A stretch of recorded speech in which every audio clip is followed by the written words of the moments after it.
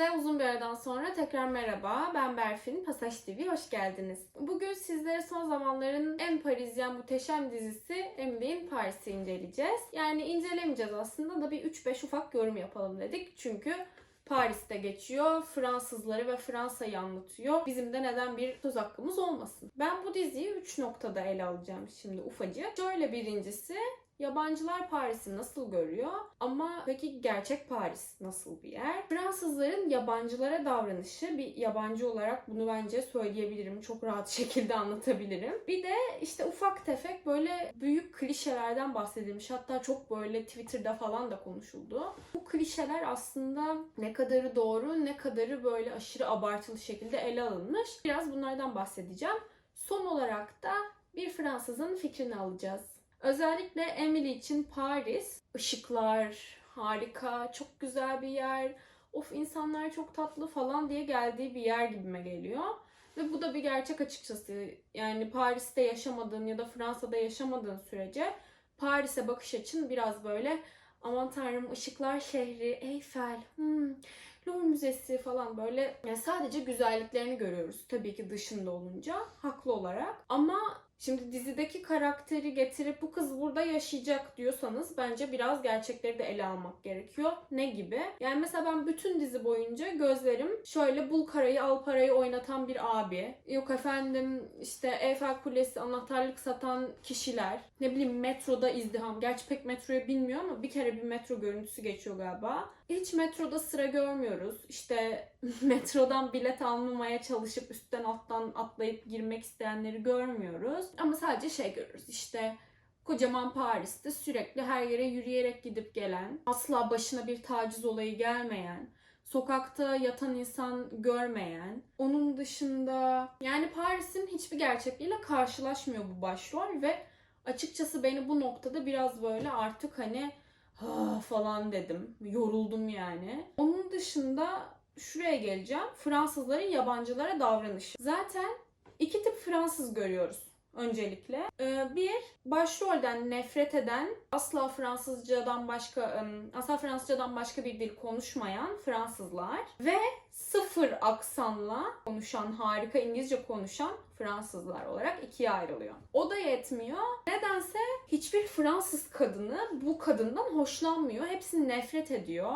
Ya çok enteresan geldi bana ve açıkçası bilmiyorum ya çok saçma geldi. Çok üzgünüm ama aşırı saçma geldi. Çünkü ya mesela bir sahnede artık yani o falan deyip sinir krizi geçirdim. Neresiydi orası? Çiçekçi kadın Emily'ye çiçek satmadı. Yok dedi bu buketler bu çiçekler sana değil. Sen alamazsın falan. Ne diyorsun ya? Bir çiçekçide nerede görülmüş? Yok ben bunu sana satamam. Ne alaka yani? O zaman kapat çiçekçini. Git kişiye hizmet ver. Böyle bir şey mi var? Ya da kimse anlaşmaya çalışmıyor kadınla. Yani herkes böyle şey, ıy pis İngilizce konuşuyor falan. Ya da direkt olarak hey how are you falan diye böyle giriyorlar. Böyle Fransızlar bu arada asla böyle İngilizce konuşmuyor. Bunu bilmiyorum başka videoda falan konuştuk mu hiç ama ya Fransızların zaten aşırı büyük bir aksanı var ve bu aksandan dolayı kendilerine İngilizce konusunda özgüvenleri de gerçekten çok düşük. Yani benim 4 yılda 5 yılda tanıdığım bütün Fransızlarda bu maalesef böyle. Tabii eğer daha önce yurt dışına yani Amerika'ya, İngiltere'ye herhangi bir İngilizce konuşabilecekleri bir ortama girmemişlerse maalesef bu konuda özgüvenleri çok düşük. Ama neyse burayı da geçtim. Hani dil bilmiyorsun diye de kızın kafasına taş atmazsın yani. Neyse. Bir ufak noktada bu arada sadece İngilizce bilmeyen Fransızlar nefret etmiyor başrolden. Aynı zamanda sadece kadınlar nefret ediyor. Ama bütün Fransız erkekleri Emily'ye aşık. Neden olmasın? Çünkü Fransız erkeği romantik, Fransız erkeği flörtöz. Bunu yapmalı yani. Nedense bütün kadınlar nefret ederken bütün Fransız erkekleri de of Emily sana çiçek alayım, of Emily bana gelsene, of Emily gel bir öpeyim seni falan modunda. Herkes üstüne atlıyor yani. Dur sana hediye alayım, ay dur seni teknelerde gezdireyim, ay seni şöyle yapayım falan yani. Dizidir deyip geçtik. Ama yani demek istediğim bazı noktalar aşırı abartılmış. Belki de komik geliyordur insanlara ya da izlenilesi kılan budur ama yani ben burada yaşayan bir insan gözüyle yorumluyorum. Bunlar gerçek değil yani. Onun dışında gerçek olan bir iki bir şey var. Çok gerçek olan. O da şu. Birincisi işte sürekli mesela sokağa çıkarken hayvan pisliğine falan basması. Maalesef gerçek. Fransa'nın her yerinde böyle en azından. Mesela Ruan'da yaşıyorum ben. Ve sokağa çıktığımızda böyle bir yeri kontrol ede yürüyorsun. Ya da işte gözüne çarpıyor, alışıyorsun bir süre sonra. Şöyle atlaya zıplaya yürüyorsun yani. Onun dışında bir de sokakta işeyen bir abi. Gerçi gündüz vakti görür müsünüz bilmiyorum. Bana denk gelmedi çok fazla. Ama onun dışında gerçekten işte bu pandemi dönemi öncesinde herhangi bir gece işte bir bardak bir şey içmeye, bir şeyler yemeye, bir yere gitmişseniz evinize dönerken sık sık karşılaşırsınız yani. Bu gerçek. Beni bir yerde rahatsız eden şey şu oldu. Parfüm şeyini çekerken, parfüm sahnesini, işte parfüm reklamı sahnesini çekerken işte kadın soyunuyor ve çırılçıplak reklam çekiyorlar. Zaten ne hikmetse Fransızlarda über bir çıplaklık fantezisi, çıplaklık aşkı varmış gibi de bir hava geldi bana. Neyse buna değinmiyorum. Demek istediğim şu aslında. Ya orada Emily böyle bir triplere girdi ki aman tanrım dünyada feminizmden bir tek bu hanımefendinin haberi var. Fransa'daki, dünyadaki onun dışında hiçbir kadın daha önce seksizm kelimesini duymamış ya da feminizmle alakası yok ve işte kimse hak hukuk mücadelesi vermemiş, bu hanımefendi kurtaracak. Bunun üstüne yani bu kadar şey yapan kadın da bazı hareketleri buradaki söylemleriyle zıt zıt yani böyle uçuca yarışır. Bari tutarlı bir karakter olsaydı. Bayağı kin, nefret kustum. Umarım hayran falan olmamışsınızdır da beni vurmazsınız. Şöyle bir şey yapacağız. Simon da diziyi benimle beraber izledi. Bir Fransız olarak Paris'e çokça gidip kalmış, işte birçok arkadaşı orada yaşayan bir Fransız olarak birazcık da o yorumlayacak size. Az sonra veda ederken görüşeceğiz. Merhaba, Ben Simon. Donc je vais me présenter rapidement. Je suis français, j'ai 23 ans et j'ai aussi entendu parler de la série Emily in Paris. Donc ça me semblait intéressant quand même que vous ayez un avis de directement une personne qui vient de ce pays-là. Et surtout que je connais quand même un peu Paris vu que j'y suis déjà allé plusieurs fois et j'ai des amis qui y vivent. Donc ce qui m'a surtout étonné en fait au début, c'est soit en fait en France on parle super bien anglais et sans accent français, soit on parle pas du tout anglais et on n'essaye pas du tout de comprendre et on dit non mais je comprends rien, casse-toi. Donc je trouve ça un peu marrant et pas forcément vrai parce que on est quand même connu pour avoir un accent relativement nul. Avec surtout des mots comme hello, good morning, my name is Simon ou autre. Donc ça c'était surtout le premier point qui m'a choqué. Le deuxième point qui m'a choqué c'est surtout tous les Français fument. Peu importe les mecs, filles ou autres, tout le monde fume. Mais ça choque personne et il y a quasiment personne qui n'est pas fumeur. Le truc aussi qui m'a quand même fait rigoler c'est que on voit jamais la seule personne qui parle de weed ou de cannabis, c'est l'américaine qui vient en France alors qu'on est le premier pays consommateur d'Europe de cannabis. Donc pour moi c'est pas vraiment cohérent, mais voilà, c'est que mon avis. Ensuite ce qui m'a choqué aussi c'est surtout l'appartement que Émilie a dans Paris. Clairement je pense qu'il y a personne qui a un appartement aussi grand, aussi lumineux et aussi bien placé dans le centre de Paris. Je pense pas que ça existe, sachant que, peut-être que ça existe, mais c'est pas tout le monde en tout cas qui a ça. Je connais plein de personnes qui sont obligées de faire 45 minutes de transport pour aller jusqu'à leur travail. Elle sort et elle y est en 2 minutes. Donc pour moi c'est pareil, c'est pas vraiment réaliste. L'autre truc aussi choquant c'est que on travaille jamais, voilà. On peut commencer à 10h, aller en pause déj à 11h et revenir à 14h, il n'y a pas de souci. Moi perso j'ai déjà essayé d'être en retard au travail. Ça s'est pas passé comme ça. Clairement c'était pas le même délire. L'autre truc aussi, c'est toujours l'autre truc, on s'en fout. L'élément qui m'a fait rigoler, c'est la vision de la cuisine et du restaurant parisien ou français. Donc c'est le serveur, soit essaye de draguer plus ou moins subtilement, soit c'est un vrai connard, en mode bonjour tu veux quoi? Ouais, ouais bah je m'en fous en fait, tiens. Ils disent que ici c'est pas le client qui est roi, totalement faux. Genre j'ai jamais vu un seul restaurant où il disait aux clients allez vous faire foutre. Autre chose aussi, d'autres trucs, je vais les citer comme ça à la suite, qui m'ont fait rigoler, c'est elle est américaine, Donc ça, ok. Elle apporte sa vision américaine des choses. Sa vision américaine des choses, c'est juste tout le monde ne couche pas avec tout le monde. On essaye de pas forcément offrir de la lingerie à d'autres personnes. Alors ça a un nom en France. Ça s'appelle de l'harcèlement sexuel et c'est puni par la loi. Clairement, il y a eu beaucoup d'histoires avec balance ton porc, etc. Sauf que le hashtag MeToo, ça existe aussi aux États-Unis. Hein. Genre, c'est pas en France, on est. Ouais, c'est peut-être connu comme dragueur ou même romantique. Mais. Enfin, non. Non, non, non. C'était abusé. C'était vraiment abusé. C'était vraiment abusé. Surtout que là, c'est chaque mec la drague et c'est gentiment en plus. C'est jamais. C'est jamais.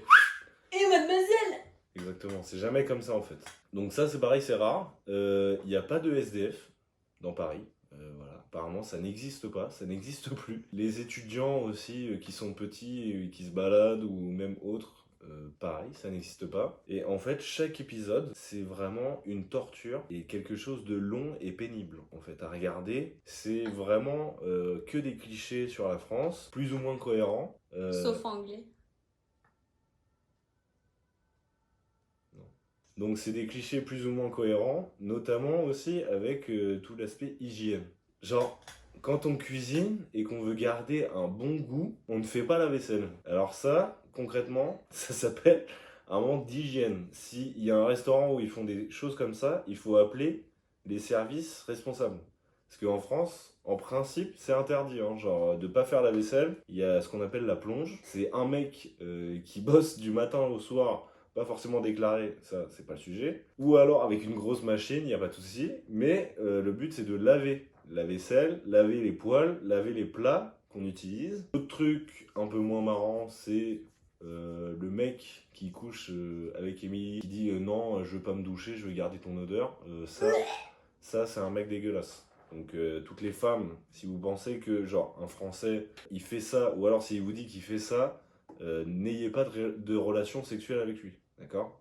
Il peut y avoir des soucis d'MST ou de champignons ou autre. Ça sera le sujet d'une autre vidéo. Non, je rigole. Voilà, après il y a beaucoup de choses, comme j'ai dit, qui sont pas forcément cohérentes ou qui sont vraiment pas réalistes par rapport à Paris. Elle prend jamais le métro, alors que c'est quand même le moyen de transport principal des Parisiens, ou même pas forcément des Parisiens, juste des gens qui ne sont pas multimilliardaires et qui se déplacent en Uber ou en taxi, s'il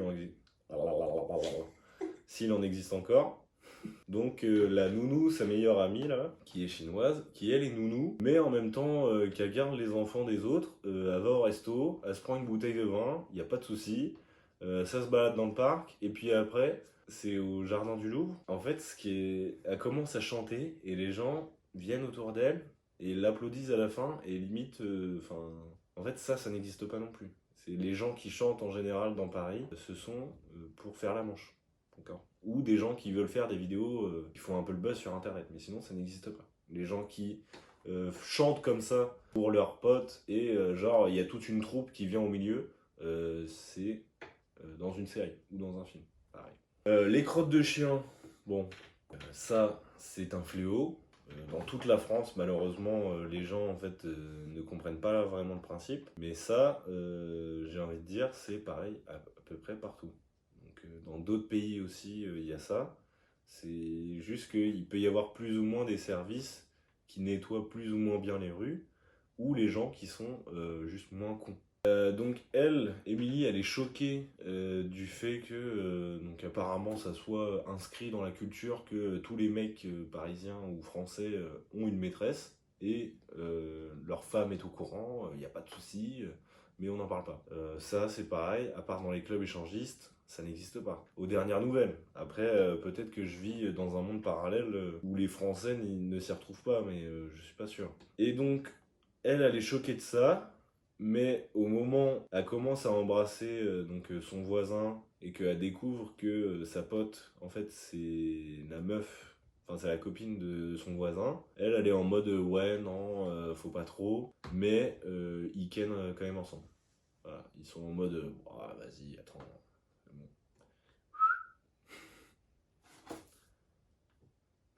N'importe quoi! N'importe quoi! Abuse. Il y a aussi en fait beaucoup un délire où toutes nos phrases, en tout cas en tant que français, où n'importe quel mot peut être une allusion sexuelle. Donc c'est vrai qu'il y a beaucoup de mots quand même où on peut jouer entre guillemets avec ça. Mais de là à ce que ça soit aussi lourd, que ça soit tout le temps comme ça, non, pas forcément. En fait, c'est pas quelque chose qui est représentatif des Français. C'est quelque chose qui est représentatif des gros beaufs ou des gens qui sont peut-être obsédés sexuels. Ça, c'est pas impossible. Mais que tous les mecs soient directement en mode j'aimerais bien qu'on fasse des trucs. Nanani, nanana, ça, c'est pas forcément la réalité non plus. Le mec, le coup d'un soir un peu de Emily où il commence à choper et tout, il commence à s'embrasser et le mec dit j'aime les chattes américaines. Bon, ça, c'est vrai qu'il y a des mecs qui manquent d'élégance, mais ça existe dans tous les pays en général. C'est pas représentatif du français, du moins, j'espère. Ou alors, ce qui fait souvent, et ce que beaucoup d'autres font souvent, c'est ils envoient une photo de leur bite. Et ça n'a rien à voir. Pour conclure, je dirais que cette série en fait est vraiment des clichés qui sont très très loin de la réalité parisienne et française. Et apparemment il y a une deuxième saison qui va venir. Donc j'espère surtout que vous n'allez pas aimer cette vidéo et que vous nous demanderez pas de faire une deuxième review de la deuxième saison. Parce que ça sera un calvaire. Vraiment. O zaman arkadaşlar biz bu videoyu böyle bitirelim. Eğer daha fazla bu tip içerik görmek istiyorsanız yorum yapmaktan ve beğenmekten, hatta paylaşmaktan çekinmeyin lütfen. Çok teşekkür ederiz izlediğiniz için. Bir dahaki videoda görüşmek üzere. Ok, du coup j'espère que la vidéo vous aura plu. N'hésitez pas à liker, commenter et à vous abonner. Ça fera toujours plaisir. Et à bientôt. Görüşürüz. Görüşürüz, bye bye. Hadi.